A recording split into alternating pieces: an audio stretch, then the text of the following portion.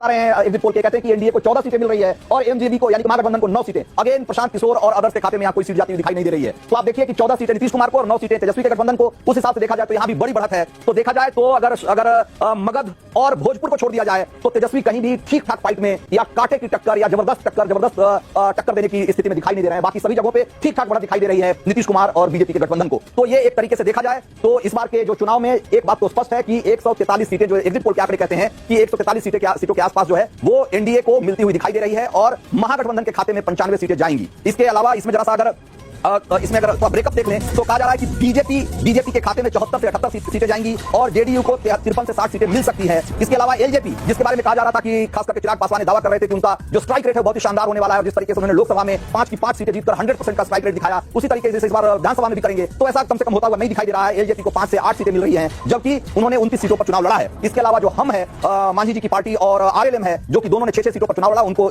1 से 2 सीटें मिलती हुई दिखाई दे रही है। तो बीजेपी अगेन एक बड़ी पार्टी की जाहिर सी बात है कि जेडीयू के मुकाबले, जबकि दोनों ने बराबर सीटों पर चुनाव लड़ा है जेडीयू और बीजेपी ने, लेकिन बीजेपी का स्ट्राइक रेट कहीं ज्यादा दिखाई दे रहा है जेडीयू से। बीजेपी को 74 से 78 सीटें मिलती हुई दिखाई दे रही है और जेडीयू के खाते में 53 से 60 सीटें। उस हिसाब से देखा जाए तो बीजेपी बड़े भाई की भूमिका में सामने आ सकती है और ज्यादा सीटों का मतलब क्या होगा ये चुनाव के बाद पता लगेगा कि इसका मुख्यमंत्री की कुर्सी को लेकर कोई इस पे कोई एक नया एंगल निकलता है या नहीं। हालांकि बीजेपी कह चुकी है कि जब तक नीतीश कुमार है सीएम पद की कोई वैकेंसी नहीं है। दूसरी तरफ एमजेपी देखिए महागठबंधन को हमने बताया कि करीब 95 सीटें मिलती हुई दिखाई दे रही है और अगर रेंज में देखें तो 88 से 103 सीटें महागठबंधन के खाते में दिखाई जाती हुई दिख रही है उसमें एग्जिट पोल में। और आरजेडी को 69 से 80 यानी कि अगर देखा जाए तो 69 से 80 सीटें मिलती हुई दिखाई दे रही है। और उस हिसाब से महागठबंधन में जाहिर सी बात है उन्होंने बहुत ज्यादा सीटों पर चुनाव भी लड़ा था, 143 सीटों पर चुनाव लड़ा था, तो उस हिसाब से उनको 69 से 80 सीटें मिल रही है। और कांग्रेस को 10 से 12, ये बहुत बड़ा एक तरीके से झटका है एक बार फिर से कांग्रेस के लिए। 60 सीटों पर चुनाव लड़ा कांग्रेस ने और उनको सिर्फ 10 से 12 सीटें मिलती हुई दिखाई दे रही है। सीपीआईएमएल माले जो कि भाजपा माले जिसको कहते हैं, 6 से 8 सीटें और सीपीआईएम और सीपीआई को 1 से 2 सीटें मिलती हुई दिखाई दे रही है। इसमें जैसा कि हमने आपको पहले बताया था कि सीमांचल में एक बार फिर से वैसी खाता खोलते हुए नहीं बल्कि 2 से 3 सीटें उनको मिल सकती है, जो कि वैसे के लिए बहुत प्लस पॉइंट है। पिछली बार भी उन्होंने 5 सीटें जीती थी और अगर इस बार 3-4 सीटें जीत लेते हैं तो एक तरीके से माना जाएगा कि बिहार का मुसलमान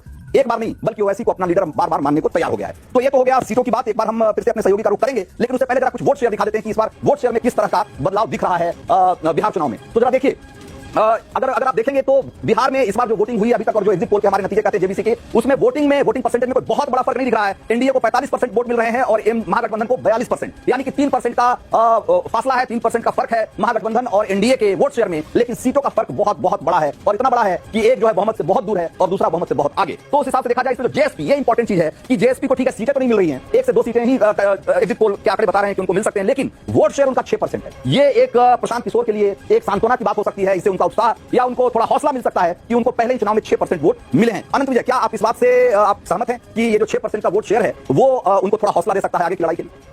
हौसला भी देगा, संतोष भी देगा। रंजीत जी, अगर आप देखिए तो प्रशांत किशोर जिस प्रकार से 6% वोट काटे हैं वो किसका वोट है इसको भी देखने की आवश्यकता है, क्योंकि प्रशांत किशोर जिस प्रकार का प्रचार कर रहे थे सीमांचल में भी उनका कुछ प्रभाव है, तो मुस्लिमों के वोट भी उनको मिल सकते हैं, उच्च जातियों के भी कुछ वोट मिले होंगे और कभी कहना मुश्किल है। लेकिन जो 3% का फर्क आपको दिखाई देता है एनडीए में और महागठबंधन के बीच में, ये फर्क बड़ा है, क्योंकि पिछली बार 12-13 हजार का अंतर था संख्या के लिहाज से देखें तो दोनों के वोट में, एनडीए के और एमजीपी के। लेकिन अब 3% अगर बहुत ज्यादा मतलब 3% का अगर फासला होता है तो बहुत 6% में तो सरकारी बदल जाती है। आमतौर पर हमने ये देखा है कि अगर दोनों पार्टियों या दोनों गठबंधन के बीच 6% का अंतर होता है तो सरकारें बदल जाती है। लेकिन 3% के अंतर पर भी इतनी बड़ी 143 और 95, लेकिन फिर वही बात कहानी दोहराई गई जो पिछली बार दोहराई गई थी। कांग्रेस पार्टी ने फिर तेजस्वी की रफ्तार को रोकने का काम किया है। फिर से नैया डुबो दी महागठबंधन की।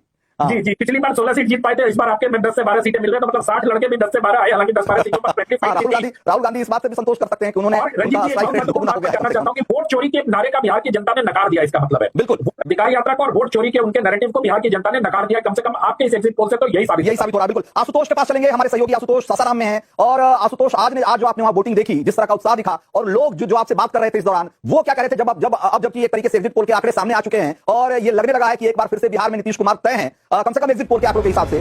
हालांकि असल नतीजे तो 14 नवंबर को आएंगे जब बिहार विधानसभा चुनाव की वोटों की गिनती होगी।